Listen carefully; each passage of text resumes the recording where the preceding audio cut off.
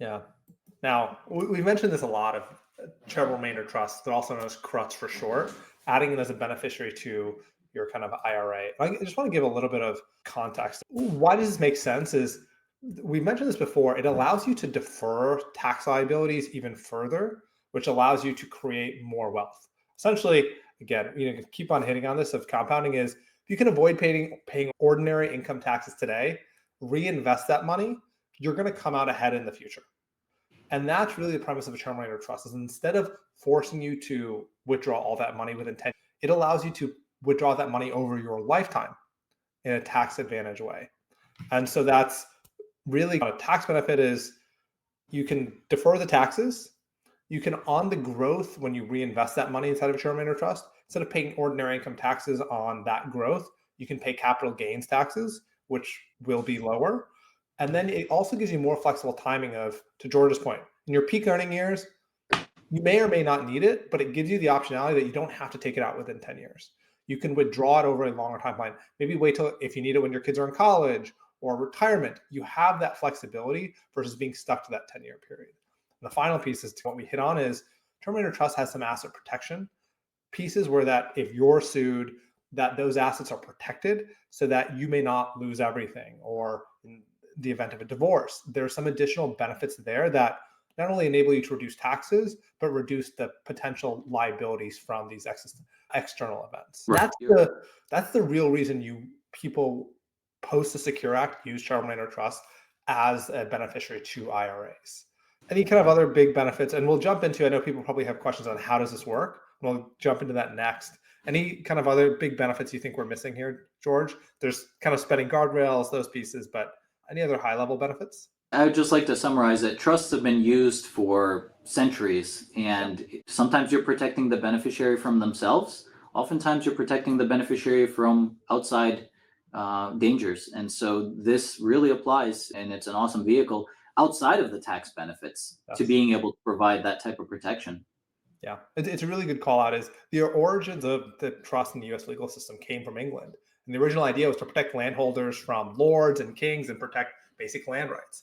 The idea was to actually protect individuals from government, whether it's tax or asset protection, and those are some of those kind of reasons. So we'll jump into kind of how does this work, and I'll start with maybe what's the benefit of a term remainder trust. It's a tax deferral vehicle, so it's very similar to actually an IRA, in the idea that when you put assets into a term remainder trust, you don't pay taxes on the gains or income realized inside of the IRA. But when you pull money out of the charitable remainder trust, that's when you pay the taxes. And it typically keeps tax nature of that income. So it could be ordinary income or capital gains if you're investing it in, let's just say, public stocks or getting dividends. Now, with an IRA, you roll your IRA into the charitable remainder trust when you pass away or when the last spouse passes away. So it's what's called a testamentary CRT of it goes into effect when you pass away. Now, typically this term remainder trust is set up for the life of, assuming it's your kids that are the beneficiaries or grandkids, it's set up for their life. So let's say you have one son and he inherits it when he's 50. Your IRA proceeds will roll over into his term remainder trust, of which he's a beneficiary, and that term remainder trust will last for the length of his lifetime. Now, over the course of his lifetime, the beneficiary is entitled to take distributions every year that are a specific percentage of the trust assets. It's typically somewhere between 5 to 10%. So what that means is, let's say there's $1 million in the term remainder trust, and let's say that percentage is 10%. That year, the beneficiary, so your son, is entitled to $100,000 of distributions. Let's say the term remainder trust value is worth $2 million. Then in that year, they'd be entitled to 10% of that, or $200,000. Every year, you're entitled to a distribution from the beneficiary is entitled to a distribution from the term remainder trust. Now, when they do get that distribution, they pay taxes on it. So it's not tax-free. Again, it's tax deferred. But the idea is they don't have to withdraw it within 10 years. They don't have to pay the taxes up front. They can take these distributions over the course of their lifetime and pay the taxes later.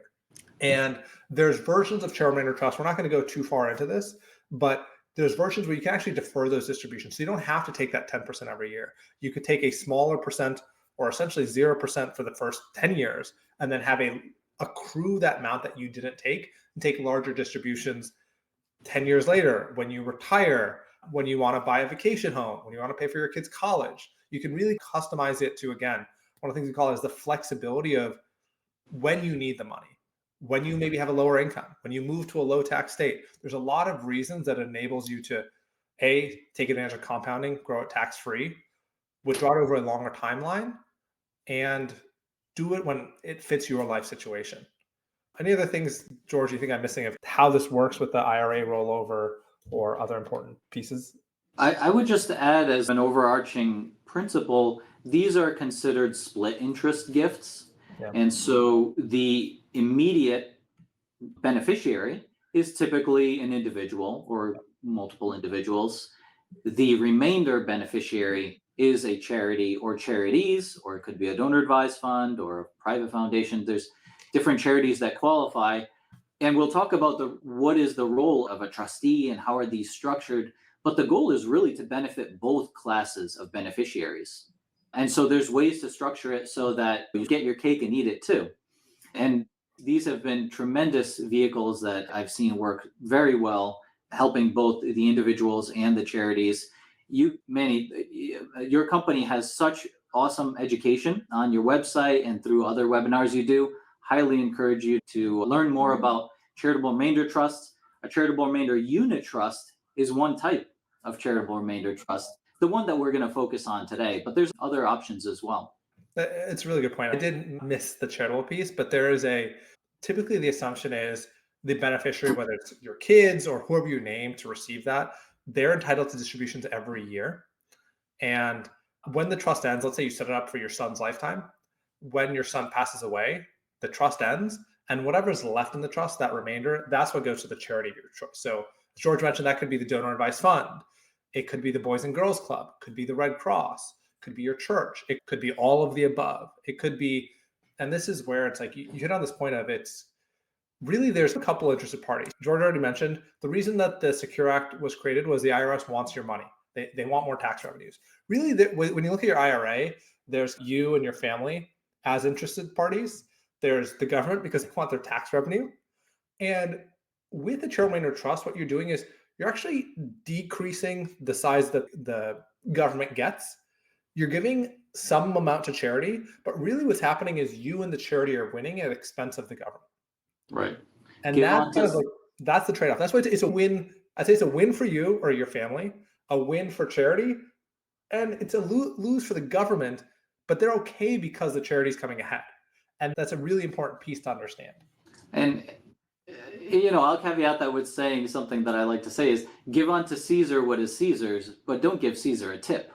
And by structuring it this way, the government understands and knows and approves of these charitable remainder trusts. This isn't something that, some clever attorney came up with and the government doesn't know about. These are fully vetted, approved. There's even language on the IRS website, how to structure these.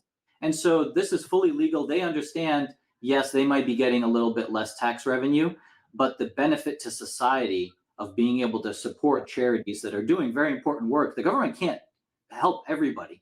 Yeah. So these charities are really involved. And so that's why they're willing to give up some of that revenue, is ultimately to better society. And so it really is a win all around.